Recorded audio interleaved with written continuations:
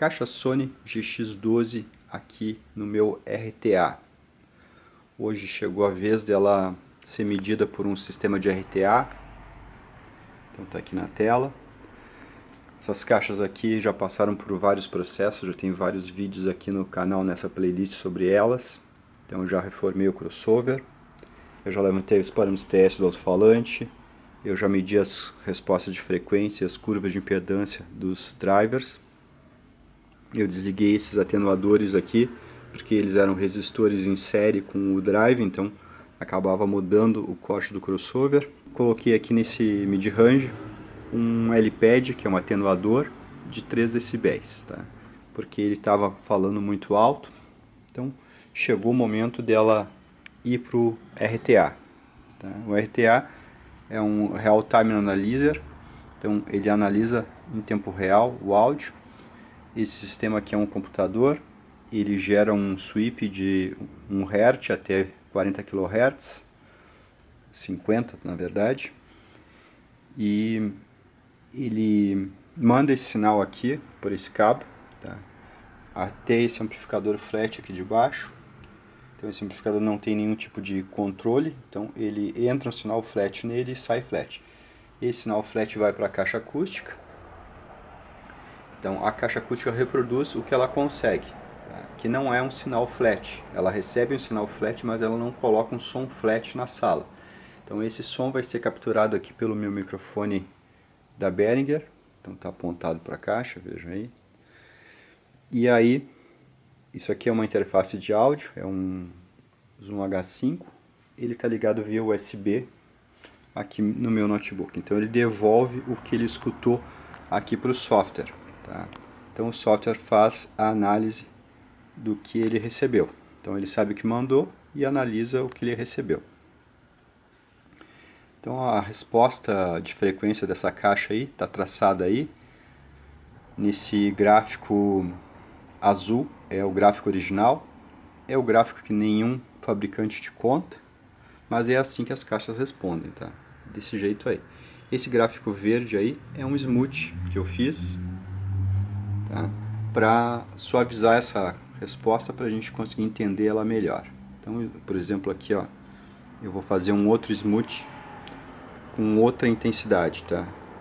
Só um pouquinho. Tá? Eu gravei a mesma curva aqui no 2, então eu vou fazer um smooth menos intenso aqui no 2, por exemplo. Tá? Então aqui eu tenho utilitário, smooth, aí eu quero fazer no 2, na memória 2, e eu vou fazer com 1/8. Então eu tenho aqui um gráfico com 2 de smooth, esse aqui na verdade é 1 de smooth, e aqui é um gráfico com 2 de smooth. Vejam que ele vai suavizando o gráfico. Então o rosa é 2, desculpa, o rosa é 1 de smooth e o verde é 2 de smooth. Então eu poderia colocar 5, 6, aí ele vai deixando o gráfico cada vez mais suavizado, tá? Porque o que sai da caixa realmente eu acabei perdendo aqui. Eu vou fazer um sweep novamente. Tá. Como eu sobrescrevi ali o dado da memória, eu perdi o gráfico original, eu vou fazer de novo. Então, para me fazer isso, eu tenho que vir aqui no Quick Sweep, tá? Ele vai fazer o sweep e o microfone vai escutar aqui, ó. Tá feito. Então aqui voltei com a minha resposta de frequência original da caixa aqui. Tá. Deixa eu desligar aqui os smooth.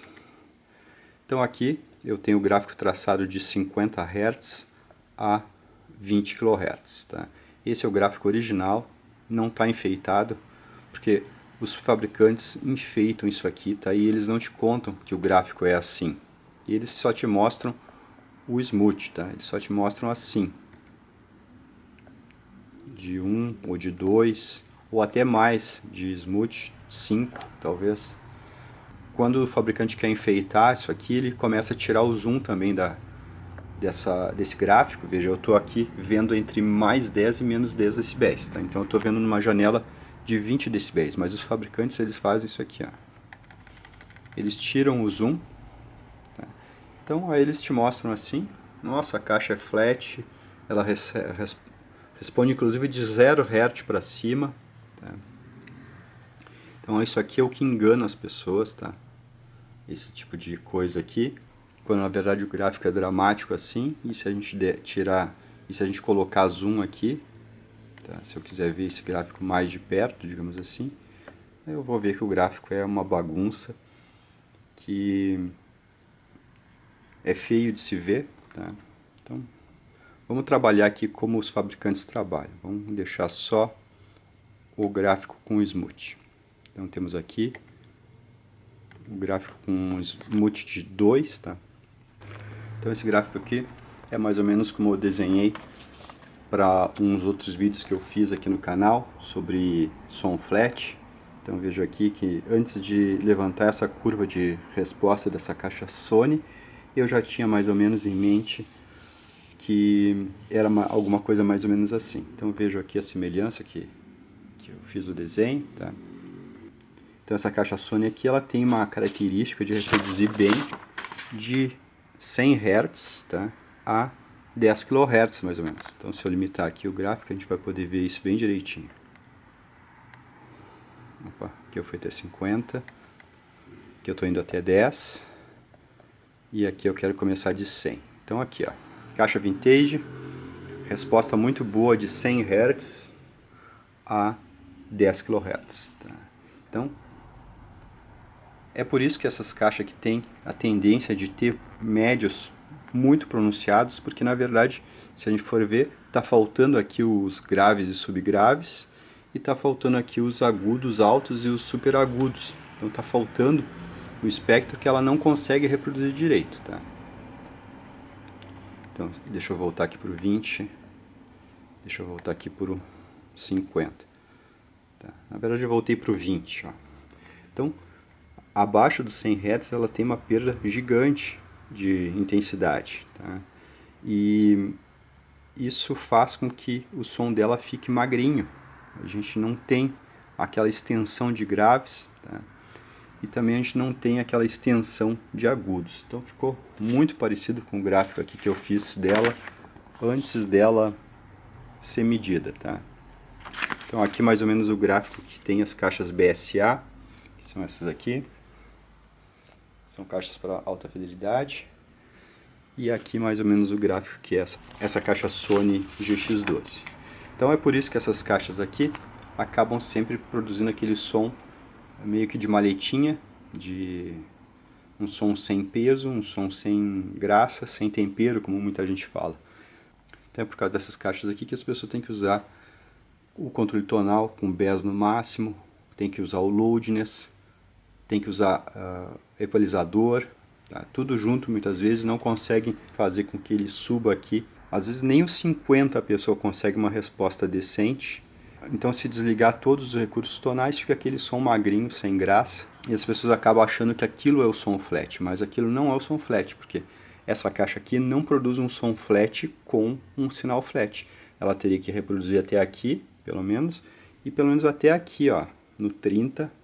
Ela tem que vir até aqui para ser considerada uma caixa flat, tá? Uma caixa que não precise de controle tonal, de loudness e de equalizador. Então se a caixa conseguisse fazer isso aqui, até aqui pelo menos, tá? Então aqui ó, 20, 30, 40. Aqui no 40 já estaria bom. Tá? Se ela conseguisse vir até o 40, essa caixa não precisaria mais de controle tonal. Só que eu já mostrei aí em outros vídeos, em comparações, que ela não tem graves. Ela não consegue extensão de graves por causa dessa característica que ela tem aqui de ser uma caixa que talvez não tenha sido feita segundo os parâmetros TS. Talvez tenha sido feita no chutômetro. Tá? Vamos colocar esse alto-falante, vamos colocar esse mid-range, vamos colocar esse tweeter, vamos fazer uma caixa desse tamanho aí e vamos vender. Então talvez tenha acontecido isso. E isso certamente é o que aconteceu com a maioria das caixas vintage aqui do Brasil e muitas até de fora. Tá? Já peguei caixas da Yamaha que eram terríveis, péssimas. Então, o rendimento de 100 dB por watt, mas ela começava a reproduzir lá nos 150 Hz. Tá? Então isso aqui, tudo era aqui em cima. tá? E era estreito assim, não tinha extensão de graves, não tinha praticamente nada de graves, tá?